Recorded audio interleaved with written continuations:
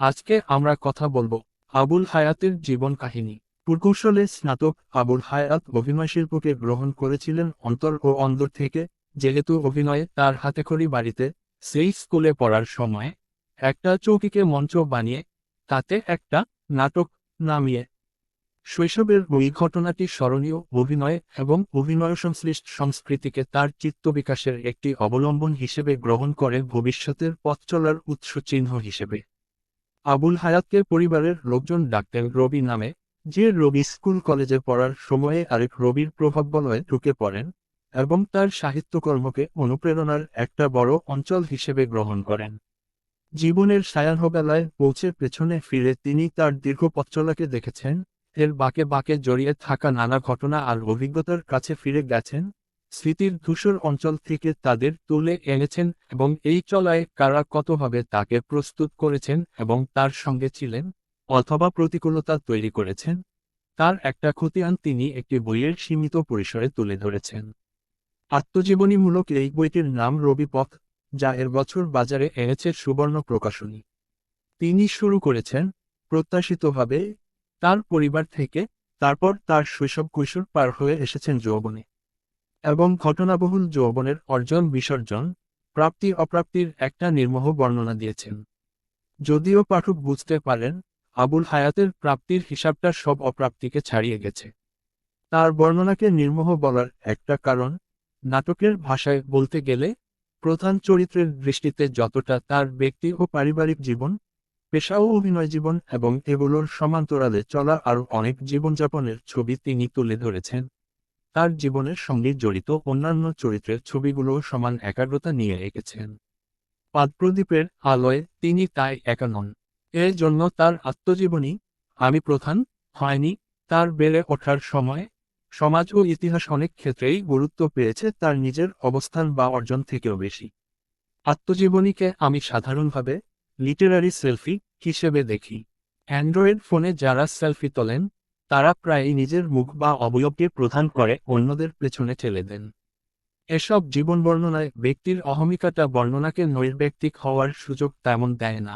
আবুল হায়াত রবি পথ লিখেছেন 10 বছর সময় নিয়ে, ফলে তার বর্ণাঢ্য জীবনের যে প্রতিফলন বইটিতে আছে তার একটা পূর্বাপর ক্রম যেমন আছে, তেমনি আছে এর সঙ্গে জড়িয়ে থাকা পারিবারিক, সামাজিক এবং জাতীয় ইতিহাসের একটি গতিধারাও।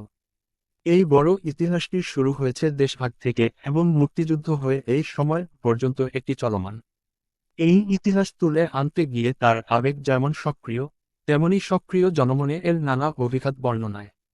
বলা যায় তার জন্ম থেকে নিয়ে বাল্যকাল, স্কুল কলেজের জীবন যা কেটেছে চট্টগ্রামে, তারপর পুরকৌশল বিষয় পড়ার জন্য বর্তমানের বুয়েটে ভর্তি হওয়া, তার হল জীবন, পাশ করে বেরোনোর পর চাকরিতে যোগ দেওয়া, বিয়ে করে সংসারী হওয়া, সন্তানের বাবা হওয়া, একসময় উন্নত একটি চাকরি নিয়ে লিবিয়ায় কিছুকাল পরিবার নিয়ে কাটানো, আবার দেশে ফেরা এবং মঞ্চ, টিভি, রেডিও, চলচ্চিত্রে অভিনেতা হিসেবে খ্যাতিমান হওয়া, প্রতিটি পর্যায়ে যতটা পেরেছেন সঠিকভাবে তুলে ধরার চেষ্টা করেছেন।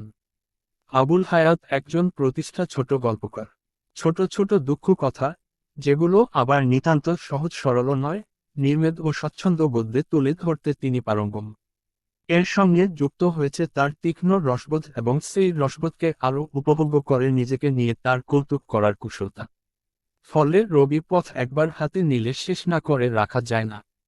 চরিত্রায়নে তার দক্ষতা আত্মজীবনীকে জীবন্ত করেছে। সেই স্কুল জীবনের বন্ধু নাট্য অভিনেতা জামাল উদ্দিন হোসেনের মতো তার শিক্ষা ও পেশাজীবনের বন্ধু ও পরিচিতদের তিনি যে আন্তরিকতা দিয়ে ফুটিয়ে তুলেছেন, তেমনি তুলেছেন তার পেশা ও অভিনয় জীবনের সব সহকর্মী ও সতীর্থদের।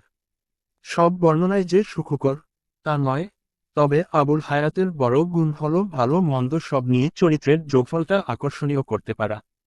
সবচেয়ে বড় হয়ে যা দেখা যায় বইটাতে তা হল লেখক পরিবারের জন্ম থেকে যে বৃহত্তর পরিবার তাকে সংজ্ঞায়িত করেছে, যাতে বড় দুই চরিত্র তার বাবা মা এবং স্ত্রী কন্যাদের নিয়ে তার যে পরিবার, তার আবেগপ্রবণ চিত্রায়ন।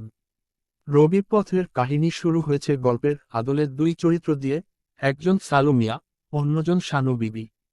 দেশভাগের সময় তারা পশ্চিমবঙ্গ থেকে চট্টগ্রামে চলে আসেন। সালু মিয়া যেহেতু রেলওয়েতে চাকরি করতেন, ওই দুজন আসলে তার বাবা মা, যাদের কাছে তার কৃতজ্ঞতার শেষ নেই। তাদের সঙ্গে আবুল হায়াত স্মরণ করেছেন তার পূর্বপুরুষদের, তার বোনদের, বৃহত্তর পরিবারের অনেকেই। চট্টগ্রামের টাইগার পাস রেলওয়ে কলোনি তার জীবনের এক বড় অংশ জুড়ে আছে, যেমন আছে লিবিয়ার প্রবাস জীবন। তার স্ত্রী, যিনি তার লেখায় এসেছেন শিরি নামে, তার দুই কন্যা বিপাশা ও নাতাশা আছেন তার বর্ণনার হৃদয় জুড়ে। আর আছে আমাদের মুক্তিযুদ্ধ এবং বাকি ইতিহাস।